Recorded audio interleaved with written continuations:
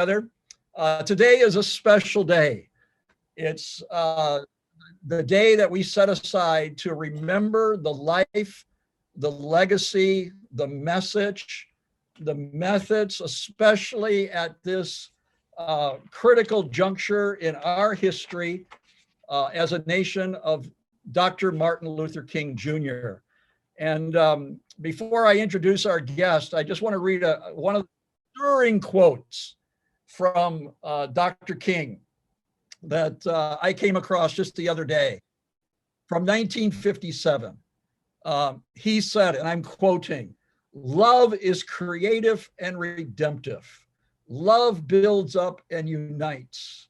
Hate tears down and destroys. The aftermath of the fight with fire method is bitterness and chaos. The aftermath of the love method is reconciliation and creation of the beloved community. Physical force can repress, restrain, coerce, destroy, but it cannot create and organize anything permanent. Only love can do that. Yes, love, which means understanding, creative, redemptive goodwill, even for one's enemies, is the solution to the problem." Dr. King was such a brilliant man, and he was both compassionate yet prophetic. And walking with those two tensions is really someone with a godly heart can only do that. And it's my pleasure this afternoon to introduce our host to us, the Reverend Harry Louis Williams. Reverend Harry Louis Williams, you can see, as Mateo will put his website in the chat channel. Reverend Harry Louis Williams is a activist, author, street preacher, in the hood, meeting people's needs all the time. And he's written several books. One of his books, which we'll put in the chat channel, is called "Taking It to the Streets: Lessons from a Life of Urban Ministry." You can get this on Amazon. Mateo will be putting the links in the chat channel for you so that you can get a hold of this book. Some really, really great information in here. Harry is an author. He's written books on Oakland. He's written books on human trafficking. And this book is one of his latest books that's just come out. And I really want to encourage you to get it. And personally, I want to say something about the Reverend here today. As I just said about Dr. Martin Luther King Jr. The Rev that's going to talk to us today is a kind-hearted, soft and tender preacher of the gospel. But when he sees what he needs to call out, he calls it out. And when he does it, it comes with a lot of love. And we have been so blessed at YWAM San Francisco to have the Reverend walking our streets out in front of our building, and to have him coming into our building and touching base with us and encouraging us to keep going on in the work that we're doing. So it's with great pleasure I'm introducing Reverend Harry Louis Williams, and then also on the call that I'll be bringing in is Steve Binquist. And Steve is our leader for Restoration Initiatives, our ministry to the unhoused in our neighborhood. And Steve is a man who is walking the talk, and that Harry's going to be talking about today. He lives in a neighborhood. He's been in there for 17 years. He loves the neighborhood. He's engaged in the neighborhood. And so we're going to mix it up and hear a little bit from his side too. So Harry, as we start this Zoom call, I want to start it off with the first question. 1963, August 28th, was the famous speech that we all know. I have a dream. I was 9 years old when that speech was given. I was growing up in Al Capone's neighborhood in Cicero, just outside of Chicago. And I knew so little about Dr. King. But that speech reverberated around the world, and everybody started listening to Dr. King. Can you tell us why does that message resonate so many years later? 1963, and here we are, 2021. Why does that message keep on resonating to this day? And Harry, you'll have to unmute. Unmute. There we go. First of all, I want to just say greetings to everyone in the name of our Lord and Savior, Jesus Christ. And I just want to thank Tim, whom I call the Archbishop of San Francisco, who has been a good friend, a guide, a mentor figure, and who has put himself in a situation where he and YWAM have been able to bless a lot of people in one of the most troubled neighborhoods in Northern California. If you've never been to the Tenderloin, it is a place that is drug saturated. It's a drug supermarket, and YWAM is located in the heart of one of the most challenged neighborhoods in the whole community. And you have this organization that provides showers for people, that provides food for people, that provides counseling for people, and provides the word of God and the love of God. So I've always admired Tim, and I've always admired YWAM, incredible organization. And then I want to thank you all for joining us today, because this is one of the most powerful days on the calendar year for us. Apart from Christmas, this is the most powerful day of the year. How many of you remember, by show of hands, how many of you remember where you were when the Reverend Dr. Martin Luther King Jr. was assassinated? By show of hands. Who might have been old enough you can remember the day and what that was like? I remember because I was a 6-year-old little boy, and it was parent-teacher night at St. Peter Claver Academy in New York City. And I remember that I thought I was going to go to school with my parents, and the teacher was going to tell how naughty I had been. And I was just expecting to come home and get it. But I remember walking into the halls of that school that night, that parent-teacher night, and there was a somber mood that night. There was a darkness over the hall. People were whispering, and I don't remember what was going on, but I remember the somberness of that moment because the king was dead. The first question I was asked by Tim was about the March on Washington and why we remember that. Let me give you a little bit of a background on the March on Washington. First, the March on Washington was not the brainchild of Reverend Dr. Martin Luther King Jr. It was the brainchild of A. Philip Randolph, a civil rights leader who probably was at his zenith and his height in the 40s. He had envisioned a march where the working class people, Black people would come to Washington and demand equal pay for equal work. There was another civil rights leader at that time. His name was Bayard Rustin. Bayard Rustin was really the architect of that part of the movement. Now, here's what you might not know about Bayard Rustin. Bayard Rustin was a gay man.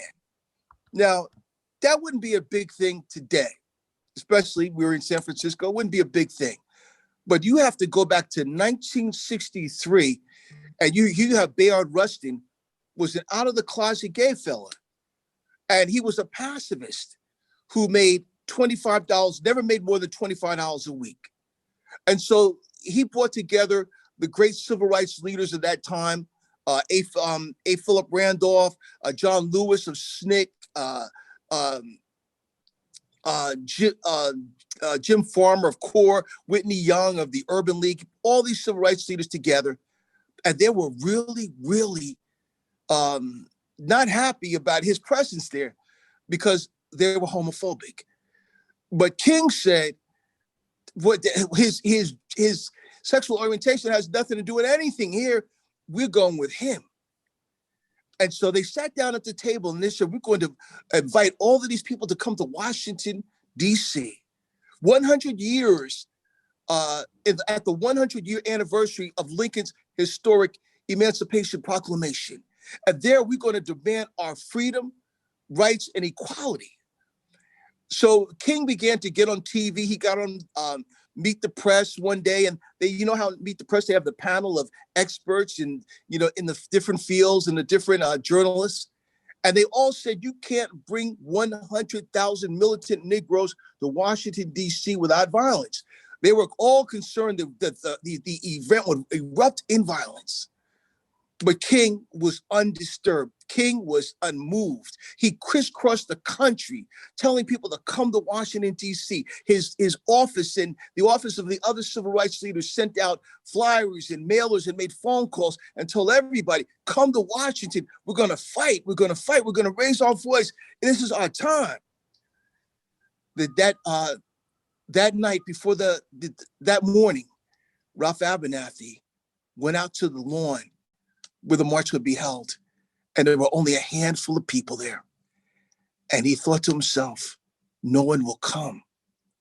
2 days before the speech, King had holed himself up in a hotel room and he began to draft this speech. And he began by taking Lincoln, with the great emancipator. And that's very symbolic because even today, in fact, CNN has a special that's going to come on about Lincoln, because on both sides of the aisle, we all respect Abraham Lincoln. And King, before the march, began to write out some words. He said, 100 years later, the Negro is not free. And then he said, now is the time. That was really important because there was a strong militancy within the Black community who did not believe in the nonviolent approach that King took. And they were saying, we want our freedom now. In fact, that was one of the rallying cries at that time. And he said, we want our freedom now. Speaking to that side of the base, people were saying, especially in the faith community, they said, you're pushing too fast. Have patience. You're too militant. But King, realizing that part of the community was losing patience and that violence was never off the table for a lot of people, that day said, I see your pain, and we want our freedom now. That day, when Dr. King and Ralph Abernathy stood there looking at that great expanse of lawn, they were worried whether anybody would come out. But then the word came through. The word was that the highways were jam-packed with people trying to get into Washington. The highways, the streets, everybody was trying to get to where they were standing. And when they looked up a few minutes later, there were about 250,000 people, the largest mass gathering up until that moment. And why do we remember that moment? Because all Americans want to believe that freedom is available to all people. We all want our children to march together in unity. We might not agree with what most of that will look like, but all people believe in America, most people believe that we should all be free. And that's why years later, that speech is still remembered. Great, Harry. That's a lot of good insight there that you're giving us already to understand Dr. King. I want to bring it out some more from your heart. You've studied Dr. King, you've read, you've listened to his speeches. And I'm reading from your book, Taking It to the Streets. All right. For my next question, of what made Dr. King a great man. And I'm wondering if this has got something to do with it. Maybe it doesn't, but I'm reading from your book. It says, your unique view of the world is formulated out of the social context you were born into. Your worldview was sketched by pastors, school teachers, parents, community, and a myriad of other people, things, and experience. When we say that something is true, our belief is based on the hundreds of thousands of fragments of personal data that constitute our personal truth. The trouble begins when we insist that everyone sees the world through our lenses because our lenses are the only correct ones. What made King such a great person that had such a breadth of perspective on so many issues, not just racism, but so many issues? I think of Dr. Ambedkar in India, who was the same. I think King studied a little bit under Dr. Ambedkar, and he was the same. Great breadth. What was it that made him such a great man with such a great breadth of understanding? Wow, there's so many different things, Tim, when you think about it. One of the first things you got to understand about Dr. King is, well, it's kind of unique. His name wasn't really Martin Luther King Jr. That was not really his name. His father's name was not Martin Luther King Jr. His father's name was not Martin Luther King Sr. Their names were changed. His father encountered, I think he might have traveled to Germany. And when he came, I think that I have to look that up. But he was born Michael. Dr. Martin Luther King Jr.'s name was Michael, and his father was Michael King. And he changed his name, and subsequently he changed his son's name to Martin Luther King, if that was not fortuitous. Another thing you have to understand about King that could have never existed was he was a child of the Black church. You have to understand that when we came to the Americas, most people, Black people, came from the shores of West Africa, Senegal, Ghana, Guinea, those nations, the Ivory Coast. And when we came here, we were either Muslims, animists, or we believed in, we believed in ancestor worship, a lot of different things. But when we came to the United States of America, the change, what happened was that we were forced to adopt Christianity as our religion. Now, the slave master had a different form of Christianity than what we might believe today. The slave master would have would on the plantation would gather the slaves together. He would have had a hired minister who would come, and this minister would tell the slaves that they were admonish them to obey their master. Slaves, obey your masters. He would read those words from every Sunday from the book of I think Philippians by the Apostle Paul. And so the slaves, since Christianity was used to subjugate the Black masses, but then the slaves heard the story of Moses, and they began to realize that if God wanted the children of Israel to be free, that God must want all of his children to be free.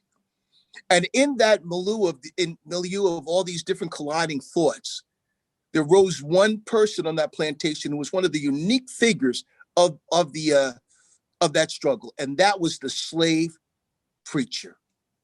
The slave preacher was actually modeled after a person who would have been a leader in an African village. He was the spiritual leader, he was the political leader, and he was kind of like the father figure.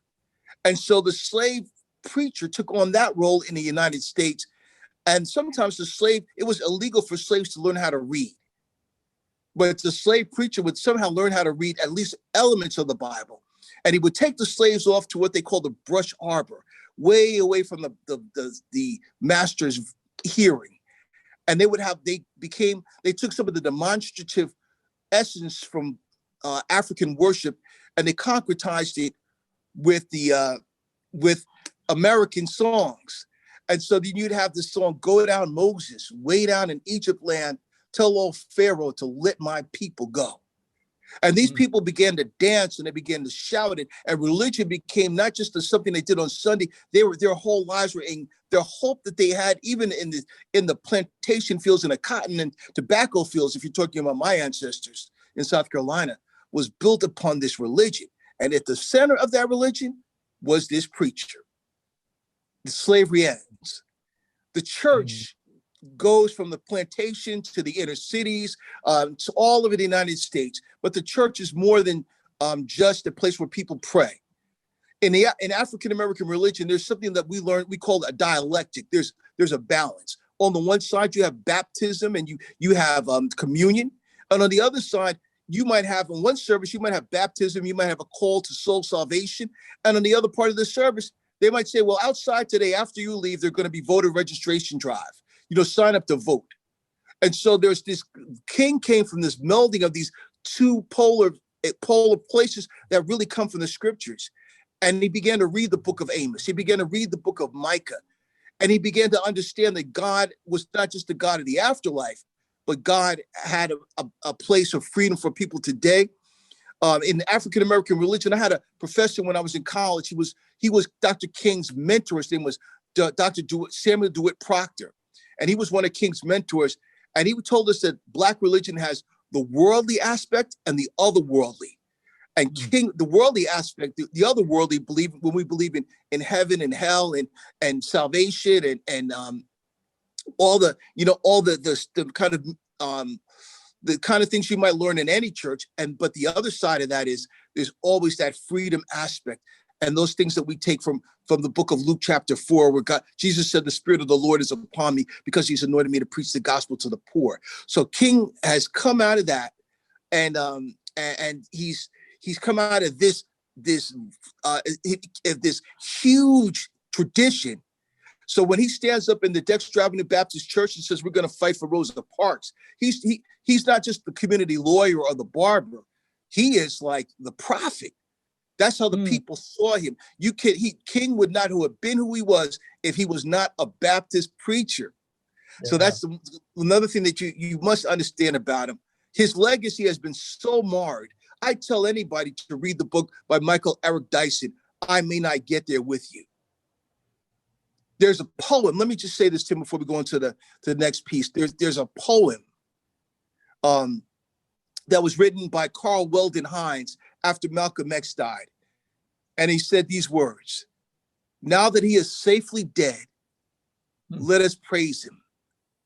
Build monuments to his glory. Sing hosannas to his name. Dead men make such convenient heroes. They cannot rise to challenge the images we would fashion from their lives. And besides, it is easier to build monuments than to make a better world. King's life has been so watered down. He's been made a friendly soul by the people who feared and hated him when he was alive. Wow. Good stuff, Harry. Good stuff. I think sometimes we can really misconstrue the message of Dr. King, and just so good to hear where you're pulling this from and the depth of it. Steve, I wonder if you have a question that you might, Steve Binquist, I wonder if you have a question that you might want to drill down a little bit more from what Harry's already saying. Yeah, definitely. I think, Harry, I've been thinking a lot about that very statement you just made, or the poem that you read in the last weeks leading up to today. And I don't know, could you continue to maybe expand on like what made Dr. King such a great man when we look at him? Yeah, I think not to build a monument to him or to quote him, but like what made him so great in the day that he was in? Okay, so there's a number of things. How was he Number one, he had. Okay, sorry, Tim, go ahead. How was he misunderstood? What were some of the things that he was misunderstood in? I mean, if you could expand even that together with what Steve just said. Well, so let me start up with Steve's question, and I'll get to what you just said, Tim. First of all, he was a man of great courage. That's something that made him great. You know, I know a lot of preachers, and Tim, I'm going to talk about you for a minute, and I'm going to talk about you, Steve. There are a lot of ministers I know, but when the pandemic hit, they dove underneath the covers. You're not going to see them in a place where there are people who are likely to be victims of the pandemic are going to be walking around. So it takes something to be the kind of people that make a difference. King would have been where you were walking up and down Ellis Street. He was a man of great courage. He was willing to stand alone. It's difficult to be a man of God, a woman of God, and stand alone, because all of us want the acknowledgement of our peers. King made stands that even his closest followers did not understand. When King got the phone call in 1968 to come to Memphis, Tennessee, to fight for garbage men, nobody on his staff thought that was the thing to do. They thought, that's crazy. We're planning for this tremendous march. We shouldn't go. He said, I'm going. And that ultimately led to his death. But he was willing to stand alone. King was welcomed by the president. He could walk in he could make a phone call and show up at the president's front door.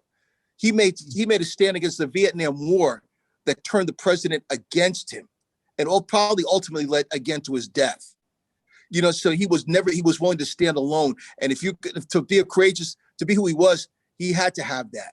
He was always willing to grow. He was never seen without a book. He listened to diverse opinions. He was willing to bring people to the table who were smarter than he was. Most preachers never do that. He brought people to the table. If you knew something that he didn't know, he brought you to the table. He didn't care whether you had a greater knowledge base. He was never intimidated by people smarter. He was a world-bending mentor. Look at the people that he mentored. Andrew Young, who became the mayor of these are kids who followed him. Andrew Young becomes the mayor of Atlanta, Georgia, and then becomes a diplomat in the United Nations. He mentors Congressman John Lewis. All of the people that sat underneath him, when he passed on, they all became giants in their own right. He poured himself into other people. Dr. King understood sacrifice. You got to understand this. Dr. King was born into a very middle-class household. His father was a rich preacher, a well-off preacher. He went to Morehouse, which is like the Harvard of his day for Black people. He went to Crozier Seminary. He went to Boston University. His church, Dexter Avenue Baptist Church, silk stocking church, upper crust Black people. He was not built for a life of sacrifice. He could have easily have taken the high road in life and been a respected college professor and a pastor. He lived in a world, he chose a path where his house was firebombed with his wife and children in it. He went to jail countless times. He's a small man. And there's pictures of him being hoisted up by the police by his belt loops. And he's sitting in a jail cells where there's rats and roaches running around him. He endures scorching criticism from other Black people because they don't believe in nonviolence, so many of them.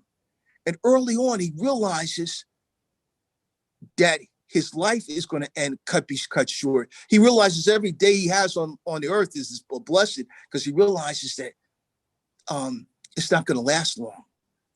And he understood the times. But what was the second thing that you asked? I want to know what was misunderstood about him. Oh my goodness. So first of all, people thought that because King was a Christian, that he shouldn't have anything to do with politics. Many of the mainstream preachers came out against him because they thought that a preacher shouldn't have anything to do with politics, civil rights, community rights, social justice, the preachers have nothing to do with that, ignoring everything. That would mean you'd have to take the whole book of Amos out of the Bible. But that was one thing. He was misunderstood because toward the end of his life, especially, his life wasn't about people holding hands across racial lines. It was about creating justice. It was about tearing down the roots of poverty. It was about uprooting racism. King became, Cornel West has a book out called The Radical King. King was an amazing, King came out and he lived in the slums in Chicago in 1965, and he realized that segregating a lunch counter was not going to bring freedom for Black people. King realized that you're going to have to change the entire social structure of America to bring equality, and it could be done. Long before there was a Bernie Sanders, King called himself in 1968 a democratic socialist. Now, we fall out of our chair in 2021 when Bernie Sanders says that. Imagine he's saying that in 1968. King was radical. That's why he didn't live to be old. He wanted to bring he wanted to link Black people and people from the Appalachian Mountains and Latino people in his huge march that would come to Washington, D.C. and shut the whole nation down in 1968. Killed him. Not because he had a dream. He was talking about upending the economic structure of America. That's why, and he was not loved. Nobody revered him. And he probably would have fainted if he could have found out that there was a holiday in his honor. Ronald Reagan did not want to give him his holiday. Wow. Beautiful, beautiful, beautiful, beautiful. As you guys are listening to the Reverend speak today, get him in your church, man. Invite this guy to come and preach. I know we've had Harry speak to us at YWAM San Francisco on several occasions. This guy writes out his sermons, so he doesn't just come and do it on the fly. He thinks through what he's saying. You'll really enjoy him. He'll rile things up a little bit. This is good. This is really, really good stuff. Harry, I want to just continue on. You're giving us so much information, and just want to, there's a great question coming up here in the chat line. I'll get to it by Zawandra, who's on the line. And I'll come to it in a little bit. I think we're kind of building up to that question. But why hasn't society produced a Dr. King that's so prominent in history in today's time, or has history and we're just not seeing it? I'd love to get your take on that. Was it the movement that made King, or was it King that made the movement? I know there's different debate on that, whether it was the man that made the movement or it was the time, the context, and the issues, and King came in that moment and moved it forward. Your thoughts, Harry? Well, first of all, there was a civil rights movement that was powerful in America long before there was a Reverend Dr. Martin Luther King Jr. Another reason that people hated him within the Black community, because when you look at Black history now, you think of the civil rights movement, you don't think of A. Philip Randolph. Most of you never even heard of him before I mentioned his name today. You don't think of Roy Ennis. You think of Martin Luther King Jr. But the movement lasted long before he did, and people hated him because he became the movement. But just you really zero in on your question, Tim. King understood the times. Yes, he was born in a certain time where things happened. But the other thing was his commitment to this. And I've met few people, I've met some, but at the level of commitment that he had to justice was amazing. What we've done is we've institutionalized religion to the fact that when I went to seminary school, and seminary school does not raise revolutionaries. Seminary schools raises up religious professionals. So that's why when the Black Lives Matter protest came, you didn't see preachers at the head of the Black Lives Matter protest. I was in a number of them in Oakland. I was always present. I was always looking for one other minister. Most of the time I couldn't find one, because that's not who we are anymore. That's who King was. But then King had an understanding of the times. He was a creation of the times. Not long before King came on the scene, when he was young, Emmett Till was murdered in Money, Mississippi. That was the lightning flash. The death of Emmett Till, a young boy who was murdered because they said he whistled at a white woman, and he was butchered and murdered and left in a swamp. That was something that Reverend Amos Brown said of Third Baptist Church in San Francisco, says sprung him and others into action. King was born in a time when the civil rights legislation about Black people was being heard for the first time. King was born in a time when there was sit-ins, and so he was born at a certain time. But then this one thing you have to remember about him: King seized the moment. He understood the moment. In the story of David, there's this group of people that when David begins to number the people, the number of the different tribes, there was one group of people, they're called the sons of Issachar. And they were mighty because they understood the times. The sons of Issachar. King understood the times he lived in, and because of that, he was able to capture lightning in a bottle. He was able to see the instant and realize that history would remember, and he knew how to capitalize on him. That's what made Dr. King great. King could be getting beat in the head with a stick, and if a camera came over, he stopped. He did whatever he could to get that on film, because he realized that subsequent generations were going to use that to keep on building the struggle. So we were looking at him through the eyes of history, but when history was made, he realized the moment. One day that might seem commonplace to you and I, he realized that this could be recorded. You and I today, in the time of the coronavirus, in the time of the insurrection in Washington, D.C., in the time of racial healing and reconciliation, or these racial crossroads, this is history. You and I, just like King, are living in the subsequent generations, especially the faith community, is going to say, what did the church do in 2021 when the world was upside down? King understood that in 2021, we would look back on him in 1965. Wow, And beautiful, he acted. beautiful. He understood the signs of the times. He was a man of wisdom. He grasped the context and he seized the moment because he was bold. He led with sacrifice. Man, there's so much rich stuff in here. Harry, can you just summarize to us what are three great lessons from Dr. King's life? I'm sure you could give us a ton of lessons, but can you give us the three top lessons from Dr. King's life that you would want us to think about? And then I'm going to come to Zandra's question, which is in the chat there, which is a good question. And thank you, everyone, for the comments in the chat there. Please read them. I know Steve Hong is giving some good feedback as Harry is on fire here today, talking about Dr. King's life. But can you give us three of your top lessons that you want us to go away with? Oh, my goodness. Number one, King used all of his gifts.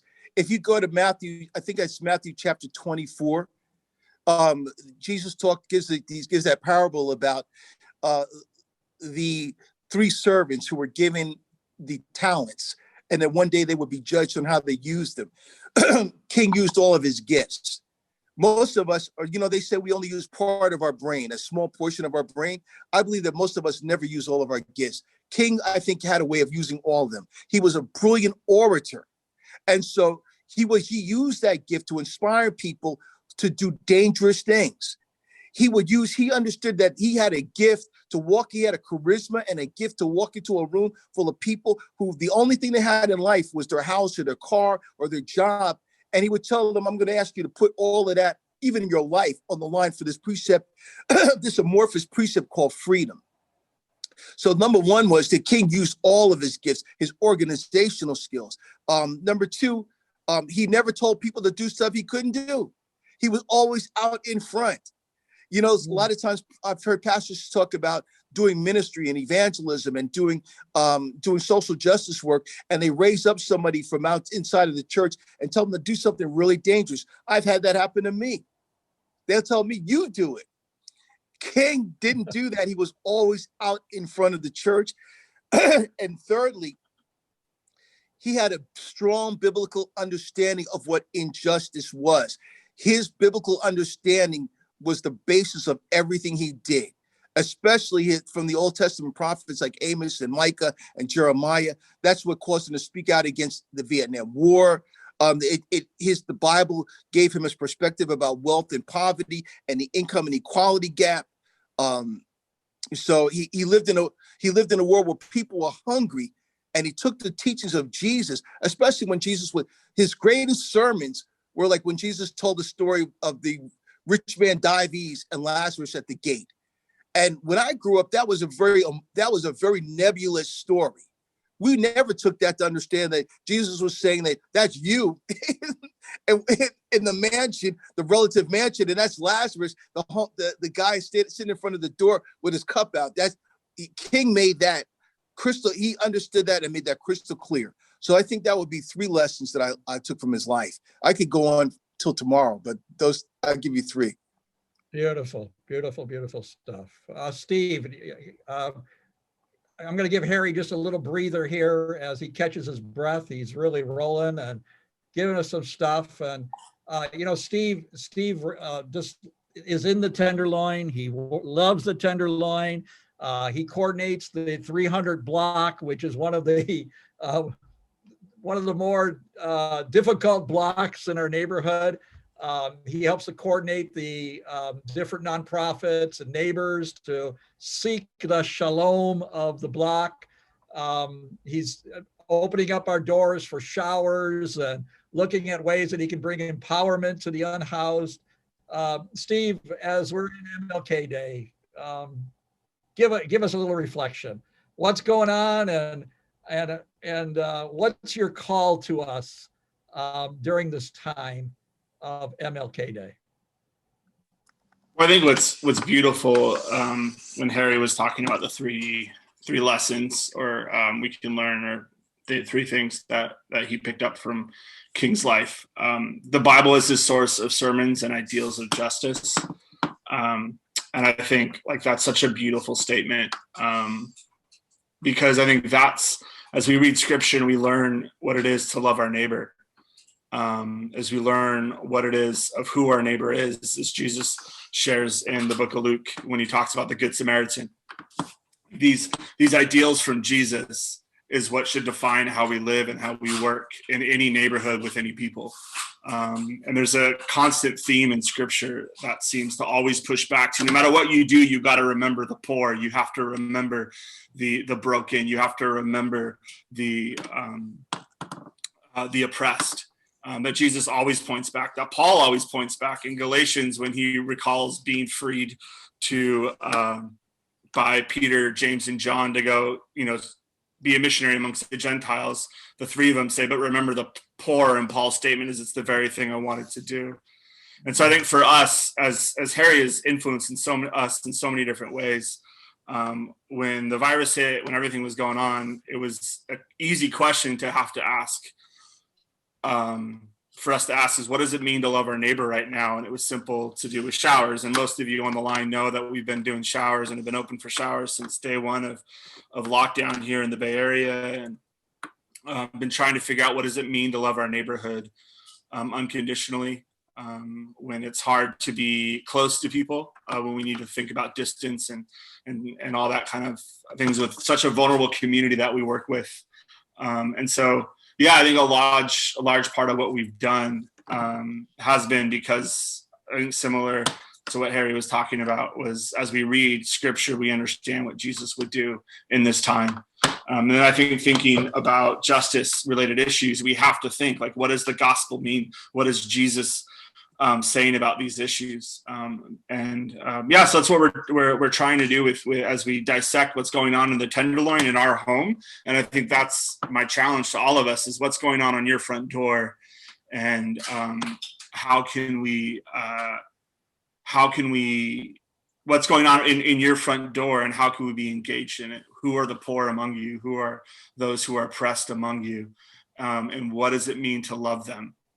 Because that's Jesus's call to us. And so for us, it was showers. For us, it's hygiene kits and socks and donations and breakfast burritos. And that's what we've been doing, like I said. And so I just really want to, I think, admonish us as a community to think about that for your neighborhoods.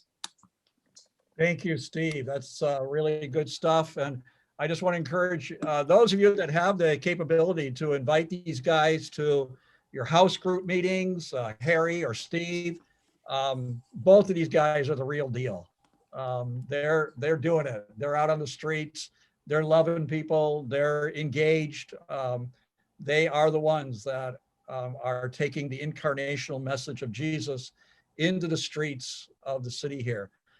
Harry, there was a great question that's on our chat line coming from Zandra. She's the author of this book, Better Than Okay. So I'm giving her a little shout out here. She's the author of this book, and you can get this book on Amazon, Better Than Okay. So Zandra's asking the question here. There's so much happening in the world at this moment. They say the dream is still alive, that Dr. King still has a dream.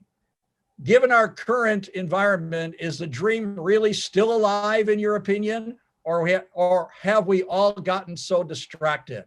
What can we do to move forward even today? Wow, Sandra, that's a wonderful question, and I that you've asked. Is the dream dead? People have asked that question, but I'm going to tell you. I want to ask you first all the question. Do you remember where you were when George Floyd was murdered? Do you remember? Does anybody here remember where you were when you turned on the television set and you saw that policeman with his foot on George Floyd's throat, and you counted the minutes until George Floyd took that last breath? Does anybody remember actually seeing the video, or where you were the first time you saw that video? That video for our generation was the same as the killing of Emmett Till was for subsequent generations. And it changed the world. And it changed the world in many ways. And but I'm going to put it down to one thing. When the movements came and the big marches came through the streets in the wake of George Floyd's murder, you didn't see just the Black multitudes marching down Broad Street. And you didn't see these great African-American marches. You saw Black people, white people, Indian people, young people. You know what? I got in those marches in Oakland and I said to myself, you know what? The world has changed. My grandmother would never have believed in what I saw when I marched down Telegraph Avenue in Oakland. The dream is not dead. In fact, in some ways, the dream has been resurrected. But the dream was rooted in, Dr. King said the dream was rooted in an American dream. It is still alive, but we've got to expand the dream. We live in a world where in the Bay Area where I live, there are hungry children who live in encampments in Oakland. Dr. King, if we have to say, I have a dream, we have to say, I have a dream that we can feed these people and that gets put on the national agenda. Dr. King's dream was to put poverty on the national agenda, and nowhere did that take place in the presidential debates. Reverend Barber was going to have that big march on Washington to mirror King's idea of the Poor People's March on Washington and put it on the national agenda, but the pandemic killed that. So the dream is still alive, but it's up to you and I to build that dream and to expand it to the fact that we understand that there are people hungry in the United States. And King did one powerful thing, and that was this. He never said, you have to be out here in the streets with me. There were some people who didn't have the physical capability to march. They might have been in a wheelchair, or they might have lived in Iowa or someplace and couldn't leave their job. He always said, he gave you the option, you could send money. You could write in and support certain legislation. There's always something we can do. But to take this dream and to make it just something, nebulous or amorphous over here won't do anything good. The dream is still alive. We have to, in the time that we live in now, King would be in Washington, D.C. today, I believe, walking in the streets with a big peace sign or a Bible in a suit with a Bible saying peace. He would be calling on the Congress to denounce anything that looked like racism. He might, if he didn't die in 1968, he might have met his end in the U.S. Capitol last week, because he would still make that stand. And many of us are afraid to make that stand. And there's somebody who would listen to you who would never listen to somebody who looked like me. Some of you need to be Dr. King and make the stand against the white supremacy that is going to destroy America. America's original sin has never been dealt with. King would be fighting against that original sin. And our dream has to be to tear down the prison industrial complex and to end racism in America. That's the dream. It can happen. I saw the beginning in the streets when George Floyd died. Woo! Thank you, Harry. Thank you, Harry. I don't know how to follow that up. You're just on fire today, brother. You're on fire. You're bringing it home to us. This is so rich. This is so good, Harry. Just enjoyed so much having you with us. As we close, we're coming right up to about 1:25 here, and just have a few minutes left, Harry, and want to just give it to you for any closing thoughts that you might have. I think that was, I don't know if you can do better than that. That was a great closure that you just gave there. But any other reflections you want to share? I'm scanning for any other questions in the chat, and I don't see any questions that are coming in, but a lot of comments that are going on of different things. Harry, any final thoughts you want to share with us? Wow. The one thing I want to tell you is that you and I live in tremendous times. This is the time to make a stand. What we do with Dr. King's birthday was we celebrate a man, and I think he wouldn't be happy with that. We have to figure out what we're going to do in these times. There are people hungry in the United States of America. King would have been fighting. If he was here today, he would have been fighting. He might have been living in a homeless encampment, because in 1965, he actually went and lived in the slums of Chicago to dramatize the plight of the unhoused and the poor and the impoverished. We've got to fight against that. And we have to talk more about we didn't talk a lot about his love ethic. But man, this man had such tremendous love. He didn't just talk. We have a saying in the hood, don't just talk about it, be about it. King loved his enemies. And we live in a time today where everybody hates their enemies. King loved the people. King loved people who cursed him, spit on him. I remember he was in I remember that he was in a lobbyway one day, and a fella came up to him and he and slugged him and hit him.